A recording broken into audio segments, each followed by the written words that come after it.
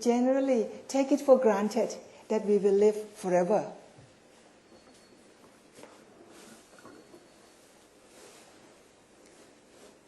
Indeed, we have to be thankful that we get up and we have this whole body still perfect. There are people who go to bed at night and does not get up. They don't get up anymore.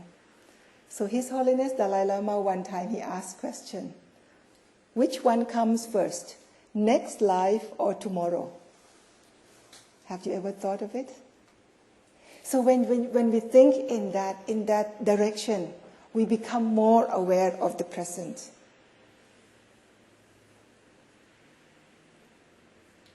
And we become more mindful of what we do today.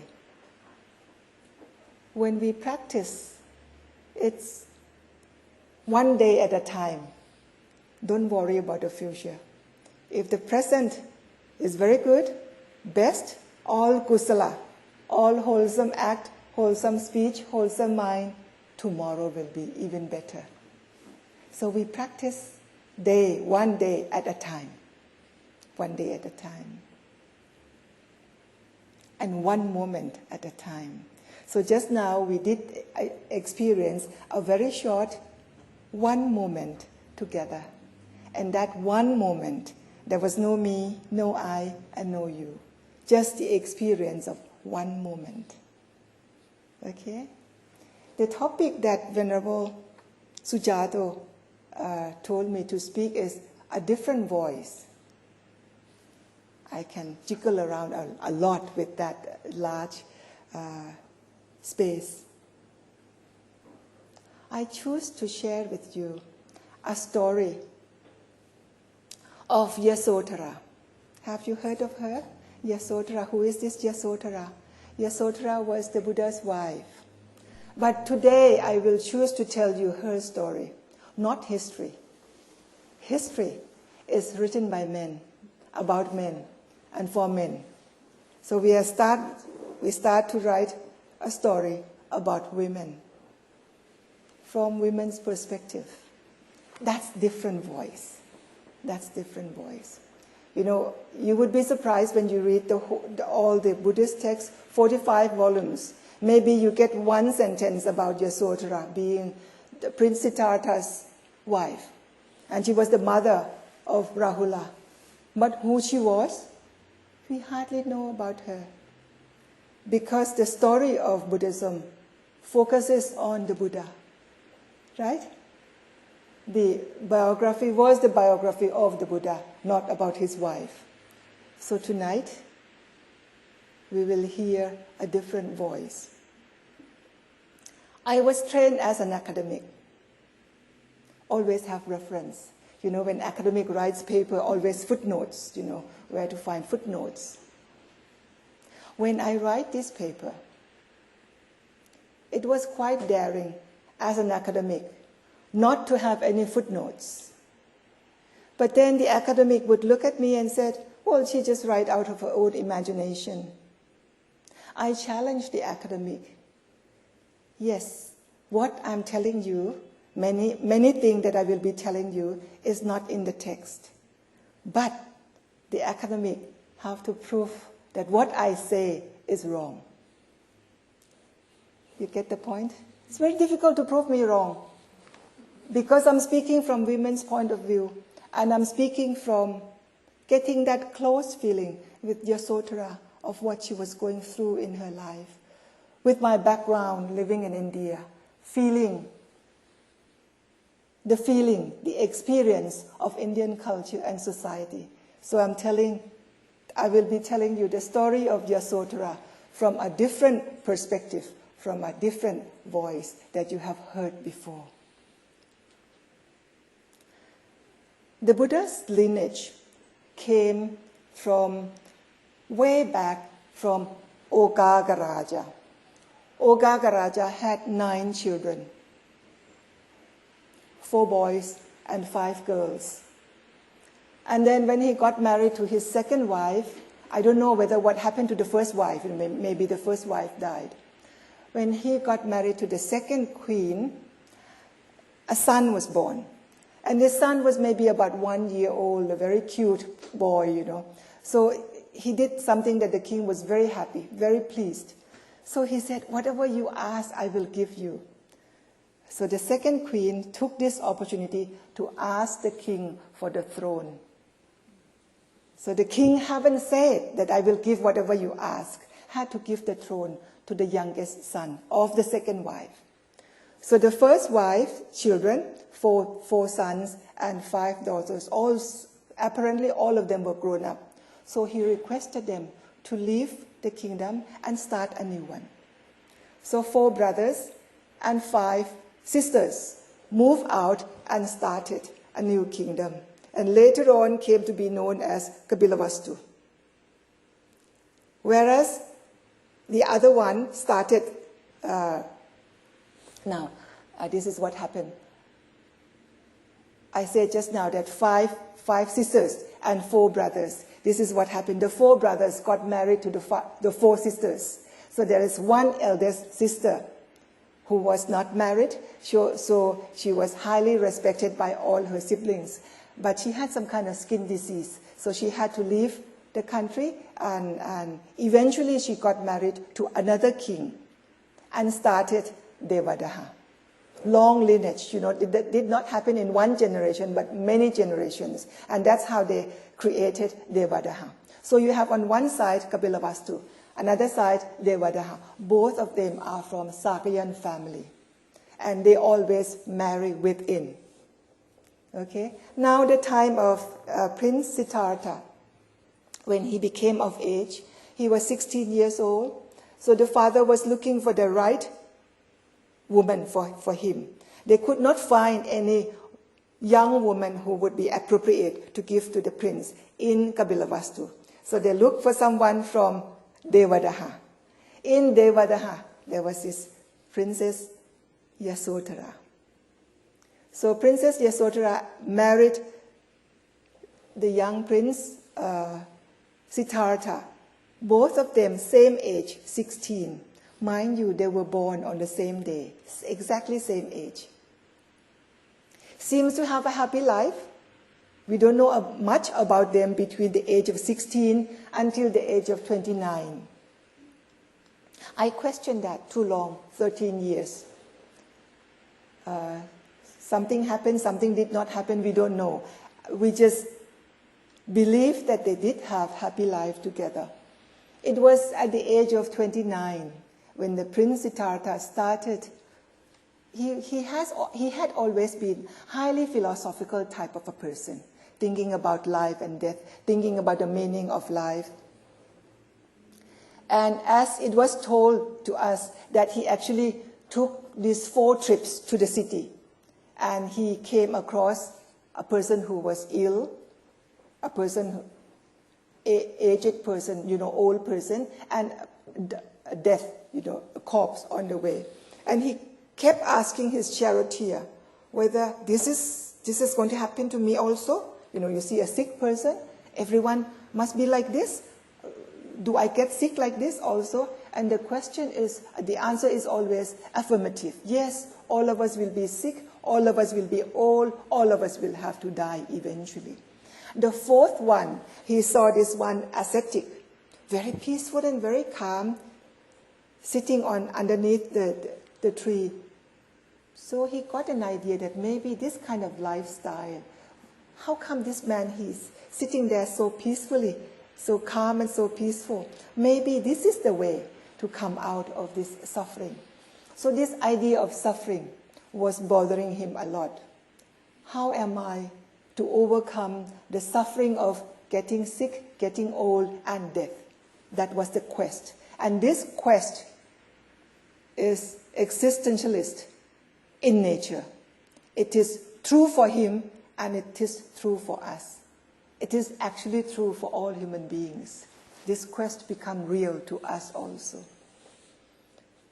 Eventually, at the age of 29, a son was born. And when he was pondering about how am I to overcome this suffering, the message came that a son is born. So he exclaimed, Rahula, Rahula means bondage. Traditionally, people would explain that a son is a bondage to the parents. But I would go one step to say that actually he felt that a son is now equally trapped, just like him. He is being trapped in this quest of how am I to get out of this suffering of getting old, getting sick, and death. My son now is born, and he is equally trapped. Thinking in that direction, this is a time I have to leave. This is a time I have to go in search of truth. How am I to overcome this suffering? So in all the paintings, in all the art, mural painting in different temples, we see him peeping from the window, peeping from the door, looking at his wife, sleeping with a baby, newborn baby. Imagine if he came close to them, woke up the wife, carried the baby, maybe he will never ever let go. You know, if once you could feel the baby in your arms, the love, the attachment will be so intense that he could not give up. The real story we don't know, but that's how the artist portray, that he just looked from the window, and that's it. I have to leave tonight. So he left. The rest of the story you know. We have read the story of the Buddha. 6 years afterwards he became the Buddha. But tonight we are going to hear the story of Yasodhara. So Yasodhara, being removed from Devadaha, had that great attachment to her husband, hoping that her husband would come and rejoice with this newborn baby. It's a gift. You know, a boy is born. This is a gift. This is the best thing that a woman can give to her husband's family, by giving birth to a boy. And that's what she did. He didn't come. That night, she waited for him. He didn't come. She slept. Early in the morning, she was hoping that he would come and at least take a look at the baby. At least give her a hug. So telling her how thankful he was to bring about this Rahula, the baby. Late in the morning, still he did not come. So she was, every time when the door is open, she would be looking whether it's going to be the prince, her husband. Finally, somebody came, and it turned out to be Mahapajapati. That's the mother. Mahapajapati came, and she praised her with all kind of things, giving her all the praise. A bit too much, that she gave birth to this Rahula, the baby, and the queen came, rejoiced, but was praising her for being so brave, for being so gentle, for being so kind, for being so khanti. What is khanti? Patient. That she was so patient and all that. A bit too much. Then she was trying to look at the lady in wait. None of them would meet her eyes. They all, turned down their eyes, did not want to meet her eyes. And then finally the queen came forward and said, "My dear niece, I have to tell you that Prince Siddhartha left last night." What? How can he leave me when I brought the best gift that I could give to him, and he left me like this? What have I done? What wrong have I done that he left me when I just brought out the baby to him? She could not show her tears to all the lady in waits, so she went inside into her room and cried her heart out. What have I done that my husband left me? So she was thinking over and over.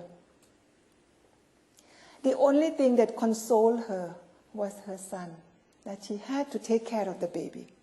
So that was her duty. That was her duty. In the palace, there were gossips around. Oh, look, the husband just left when she just gave the baby, just gave birth to a baby, and the husband left. She must have done something wrong, so much that her husband could not stand her, and he left. So that was the rumor that was going on in the palace. She endured all this hardship. The king sent the soldiers, batch of soldiers, after the prince to see what the prince is up to now. The soldiers came back to report, now he cut off his hair. He removed his hair. He removed the jewelry. And he gave the jewelry back with the charioteer who went with him to return to the king. It is a message that I am not returning to the palace anymore. She did not understand that he was going in search of this, what you call spiritual enlightenment. That was not in her vocabulary. She did not understand that. Then the message came again that now he is very thin because he was not eating. So she refused to put on any jewelry. She refused even to do her hair. You know, they always braid their hair and make a beautiful bun, decorate their hair beautifully with flowers. She refused all that. Because what use is there for a wife to decorate herself when there is no husband to enjoy her beauty? You know, Indian women, they always have this tikka. Tikka is a sign of a blessing that you are married, you have a husband. And this red sign on the parting of the hair, that is a sign of a married woman. She did not put no tikka and no red color on the hair parting. Because no more Sri, S-R-I, Sri. The auspiciousness in her life is gone. So she is not in a position to dress herself up anymore. So she was dressed always in white, just like a widow, you know, someone whose husband died. No more jewelry, no more decoration. And when the news came that he is now fasting, she also fasted. She also started to eat only raw grains and maybe one meal a day just to keep herself going. So that was a kind of practice. The rumors, the gossips in the palace went on, and she had to endure for the son. Rahula was now then 6 years old. The news came that now Prince Siddhartha is enlightened. Oh, so he got what he wanted. He got what he went out for. So she was hoping that he will come back. Now he got what he wanted, so he's coming back. So she was waiting, preparing herself to welcome her husband. He did not come. He went yet another year, visiting different places, you know, proclaiming his teaching. King Suttotana sent out many groups of soldiers to invite the Buddha back to the palace. First one disappeared. Second one disappeared. What happened to these soldiers was when they went to the Buddha, they listened to the sermon, they all gave up and became monks. Second one, third one, until the eighth one, until the ninth one. Now, the ninth one is Udayi. Udayi is, he was born at the same time with the Buddha also, and very close soldier. So the king told him, whatever you do, you must remember to bring back the Buddha, to bring back your prince back to Kapilavastu. Udayi also, after listening to the first sermon, he also became monk. But he remembered the words that he gave to the king to bring back. So he invited the Buddha to return to Kapilavastu. The first thing, the news came when the Buddha was approaching Kapilavastu. The princess was so overjoyed to know that now her husband is coming back. So she was looking from the window, you know, looking for him as he walked in town. He was coming for alms round. Bintabat is not understood in that time.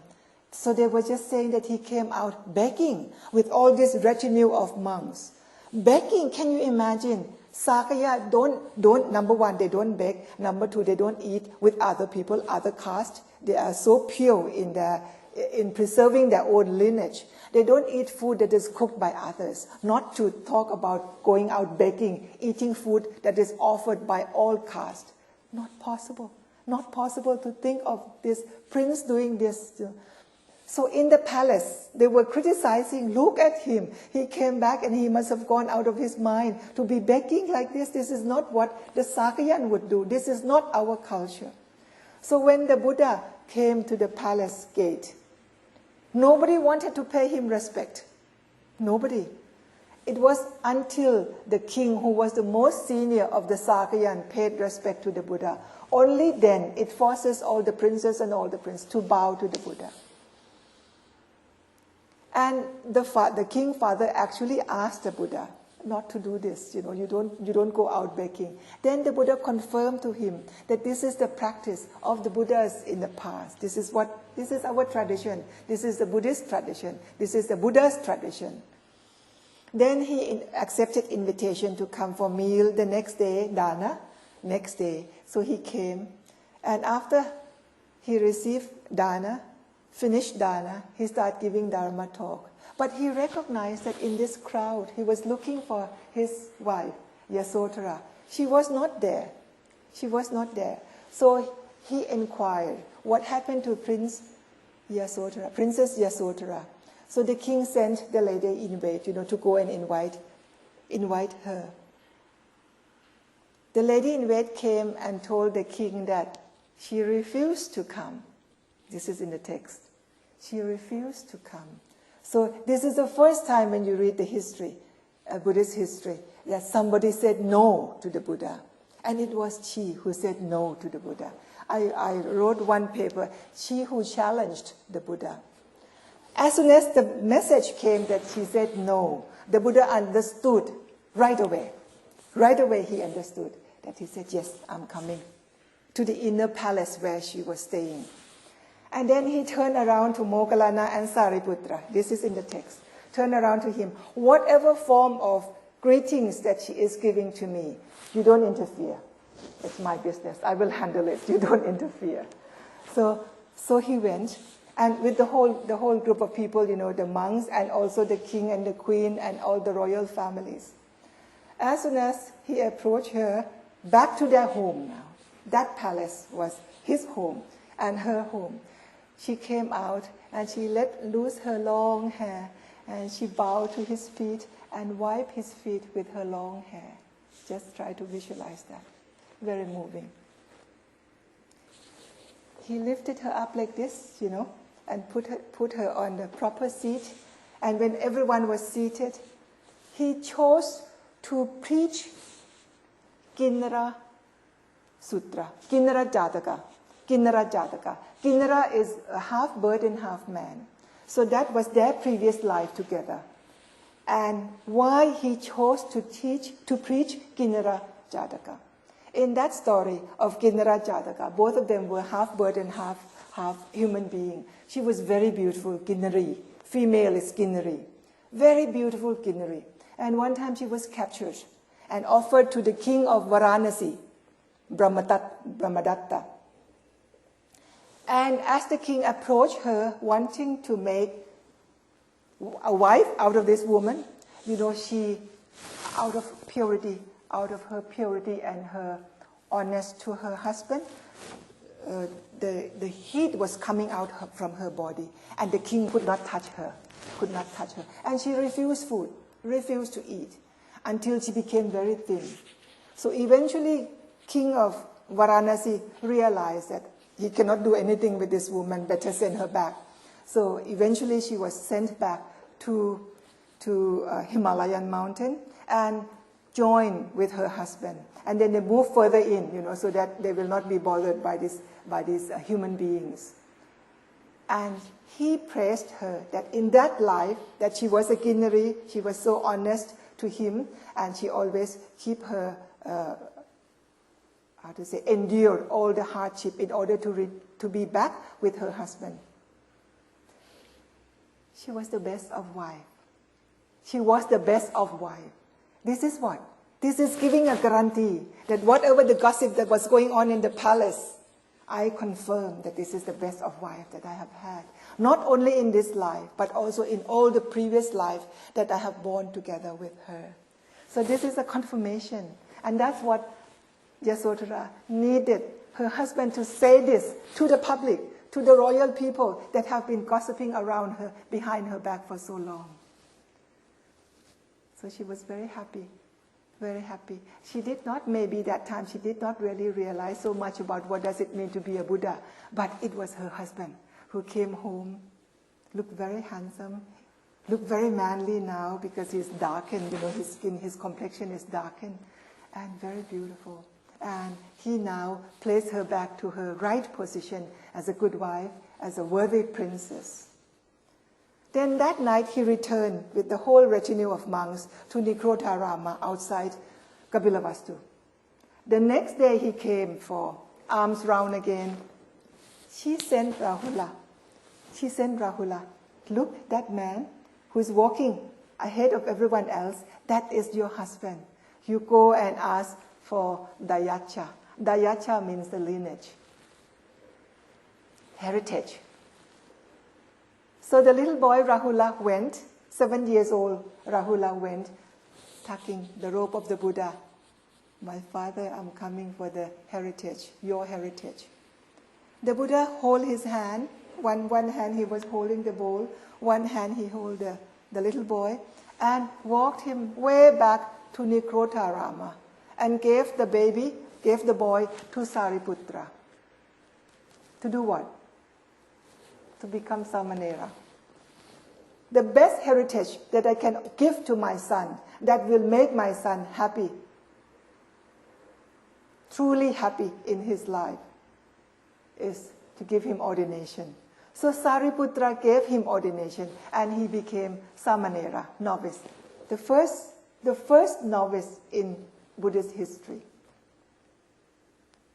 What happened to the palace?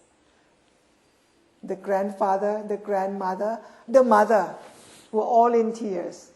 The king actually came to see the Buddha and asked the Buddha that next time when you give ordination to young boys, young girls, at that time there were no girls yet, young boys, ask permission from the guardian. He could not say ask permission from the parents because the Buddha was the father. So you must get permission from the guardian. So this became one of our sikkhapada, one of our rules, that when we give ordination to young boys, young girls, we must get permission from their parents, from their guardians. And the Buddha actually, in this particular case, was one who caused this rule to be laid down. Then the Buddha left, returned to wherever he was going. And then he came back to Kapilavastu the second time when the king was very ill. And he came and he did his best duty as a son to take care of the father in his last stage. And actually through his preaching, the king became enlightened. And the queen became Sotapanna, entered the first stream winner. Nothing was mentioned about Yasodhara, but we could visualize that Yasodhara was somehow in the background of all this. So when the king died and Mahapajapati asked for ordination, the Buddha did not give it right away, but eventually he gave the ordination. And Yasodhara somehow also joined the order of Bhikkhunis. Not at the same time as Mahapajapati, maybe 1 year later, but she did join. And she became very good teacher. And she was praised by the Buddha for being foremost in Maha-Apinya. Apinya is the ability of supernatural power. 6 different kinds of apinya.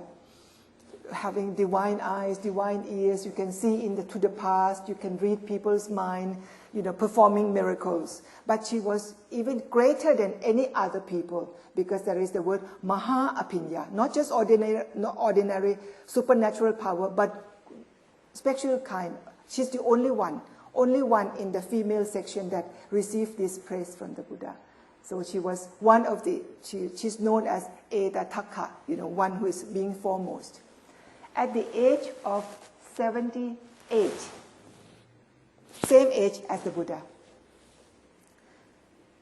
she thought that now I am of the same age with the Buddha, my teacher, my great teacher, I should pass away before him. And that is a sign of respect. Should not be passing away after the Buddha or at the same time as the Buddha, but choose to pass away before him. So she came and paid respect to the Buddha and asked permission to pass away, to die, so to say. You know what the Buddha said? The Buddha accepted and gave her permission to pass away. But he requested her to perform miracles. Now you know when you read Buddhist texts, the Buddha always told his disciples not to engage themselves in miracles. But in this particular case, he requested her to perform miracles. Why? Why? Because when he gave her that title of being best in Appinya, nobody knew. Nobody knew except him. So this was the only time that he asked her to perform miracles in front of all the bhikkhus and bhikkhunis, so that they also will see with their own eyes, Sachika Tunti, see it with their own eyes, that she really was great. So she performed miracles. She would go up in the air, and actually it's like you are watching a video of the previous life that she was born with the Buddha. In each life she would bow to the Buddha. And then the last one, there were 1,000 Yasodhara on the sky, and all of them bow to the Buddha. Bow to the Buddha. And then when she finished that, she came down in person and bowed to the Buddha, said the last goodbye to him, and then she retreated. Back to her kuti, small kuti, just like, the one you have in Santi Monastery is too big. Her kuti was small, very small, tiny one. And then she passed away in meditation, sitting meditation. The Buddha cremated her, arranged beautiful funeral, cremated her, worthy of female disciple, worthy of her status as a princess. So this is the story of Yasodhara that we seldom hear about it. So I would like to recite just one small passage in praise of Yasodhara. When she was ordained, she is known as Patthakajjana. So I will do the chanting of a small one, just to end the talk before you start asking questions.